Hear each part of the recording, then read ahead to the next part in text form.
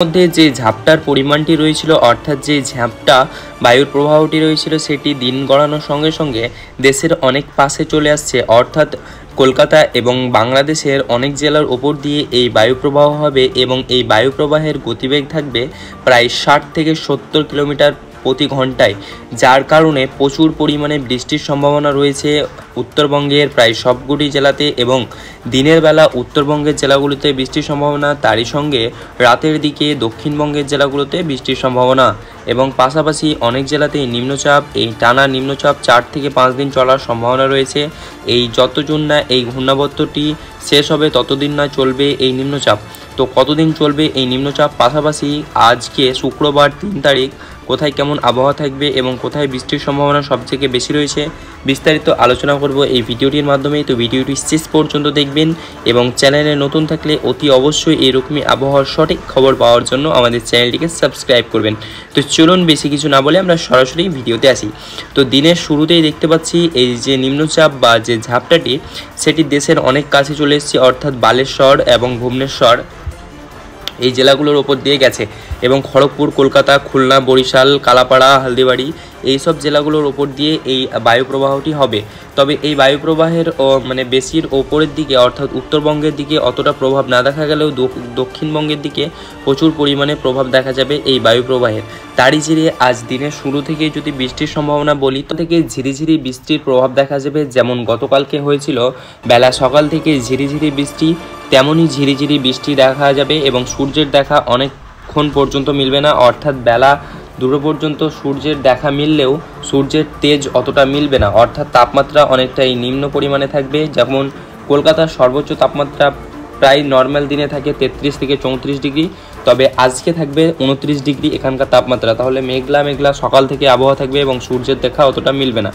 আর পাশাপাশি যদি রাতের দিকে কথা বলি তাহলে রাতের দিকে বাংলাদেশের কিছু কিছু জায়গা এবং কলকাতা এবং খড়গপুর এইসব জায়গার কিছু কিছু জায়গাগুলোতে বৃষ্টির প্রভাব অনেকটাই কমবে, অর্থাৎ মেঘ করার সম্ভাবনা অনেকটাই কম রয়েছে। বৃষ্টির কথা বলি তাহলে বেলা 8টার সময় বৃষ্টির সম্ভাবনা রয়েছে হলদিয়া, পাশাপাশি কালাঘাট, খড়গপুর অ্যান্ড জলেশ্বর, বালেশ্বর এবং জামশেদপুর অ্যান্ড ওপরের যে জেলাগুলো রয়েছে বাঁকুড়া, পুরুলিয়া, দুর্গাপুর এইসব জেলাগুলোতে হালকা থেকে অতি হালকা সম্ভাবনা রয়েছে বৃষ্টিপাতের সকালবেলা, অর্থাৎ নিম্নচাপের সম্ভাবনা।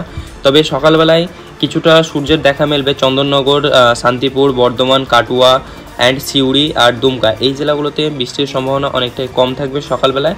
তবে যে বাকি জেলাগুলো বললাম সেই জেলাগুলোতে প্রভাব দেখা যাবে বৃষ্টিপাতের। পাশাপাশি নলহাটি, ধুলিয়ান, গোড্ডা, মালদা, সাহেবগঞ্জ, ভাগলপুর, মুঙ্গার, পুরুলিয়া, কোচবিহার, শিলিগুড়ি এবং তোমার দার্জিলিং আর গ্যাংটক এই জেলাগুলোতেও প্রচুর পরিমাণে বৃষ্টির সম্ভাবনা।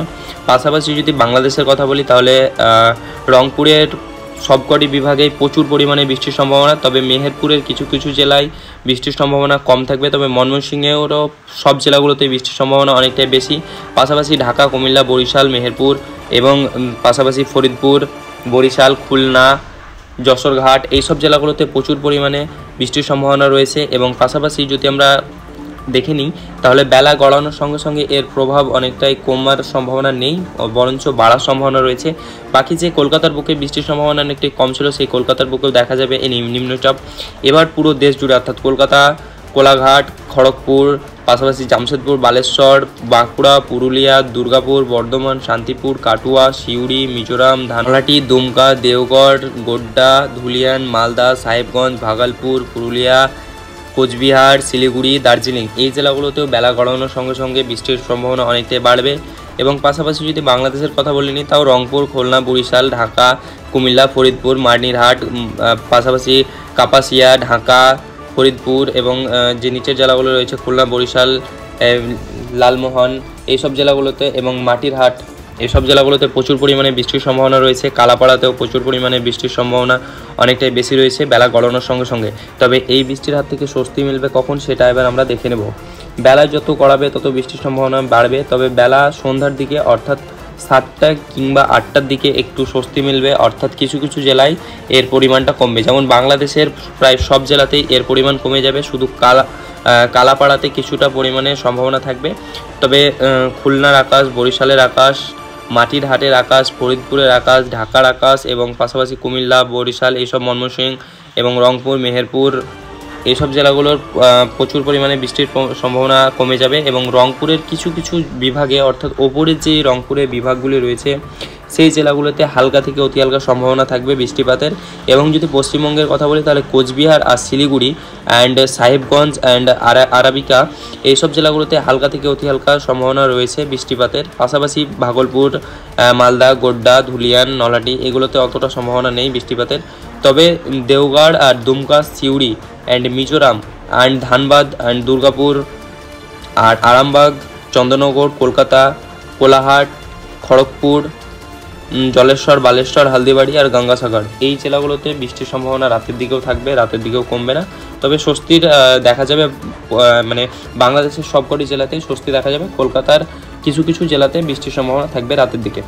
তো এই ছিল একটা ছোট্ট ইনফরমেশান যা আজকে পুরো দিনের আবহাওয়া আমি আপনাদেরকে জানিয়ে দিলাম। যদি ভালো লেগে থাকে অতি অবশ্যই একটি সাবস্ক্রাইব করবেন, আর চ্যানেলে নতুন থাকলে আমি আরও বলছি, চ্যানেলে নতুন থাকলে একটি সাবস্ক্রাইব করবেন।